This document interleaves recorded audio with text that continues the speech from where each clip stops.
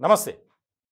Delhi liquor scam కేసులో arrest అయినటువంటి BRS MLC కవిత వ్యవహారంలో చాలా కీలకమైనటువంటి పరిణామాలు చోటు చేసుకుంటున్నాయి.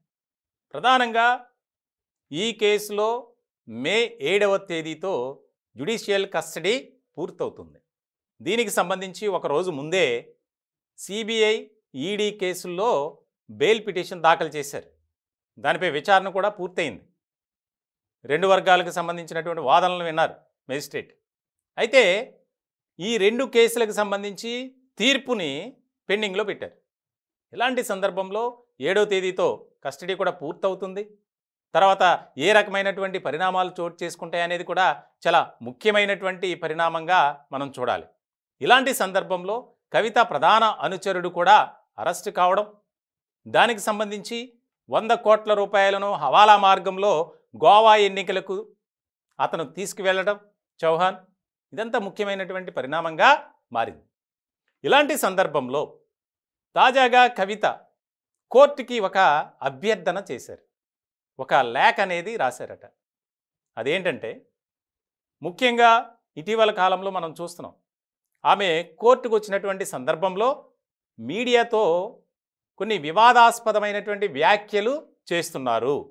సో ఇలాంటి సందర్భంలో ఆమెను నేరుగా కోర్టులో ప్రవేశపెట్టొద్దు, వీడియో కాన్ఫరెన్స్ ద్వారా విచారిస్తామని.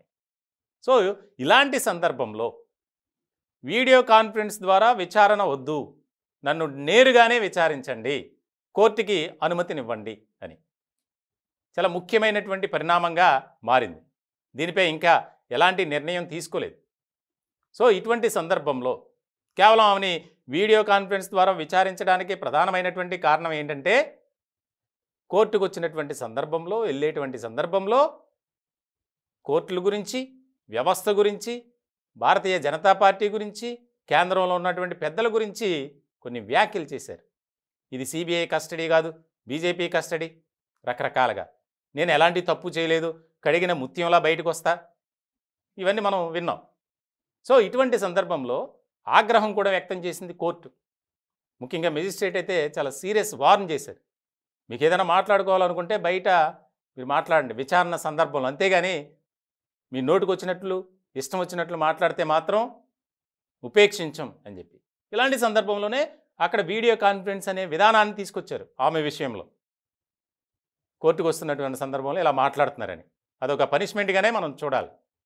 ఇలాంటి సందర్భంలో ఆమె రాసినటువంటి అభ్యర్థన పెట్టుకున్నటువంటి అంశాన్ని కనుక పరిశీలిస్తే, మరి కోర్టు ఏ రకంగా పరిగణనలోకి తీసుకుంటుంది, మేజిస్ట్రేట్ అనుమతినిస్తారా నేరుగా కోర్టులో విచారించడానికి అనేది కూడా కీలకంగా మారినటువంటి అంశం.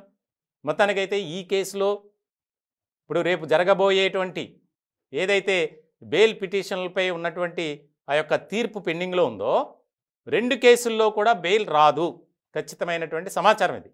ఒకవేళ ఒక కేసులో వచ్చినప్పటికీ ఆమె బయటకు వచ్చే పరిస్థితి లేదు. ఎందుకనంటే ఆమె బయటకు రావాలంటే సిబిఐ, ఈడీ ఈ రెండు కేసుల్లో బెయిల్ వస్తేనే తప్ప ఆమె బయటకు వచ్చే పరిస్థితి లేదు.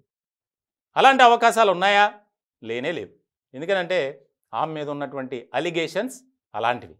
ఇలాంటి సందర్భంలో మరి మెజిస్ట్రేట్ ఏ రకమైనటువంటి నిర్ణయం తీసుకుంటారు, ఆమె పెట్టుకున్నటువంటి అభ్యర్థన, ప్రతిపాదన, నన్ను నేరుగా కోర్టులో విచారించండి అనే దానికి మరి ఎలాంటి జడ్జిమెంట్ ఇస్తారనేది కూడా ముఖ్యమైనటువంటి పరిణామంగా మారింది.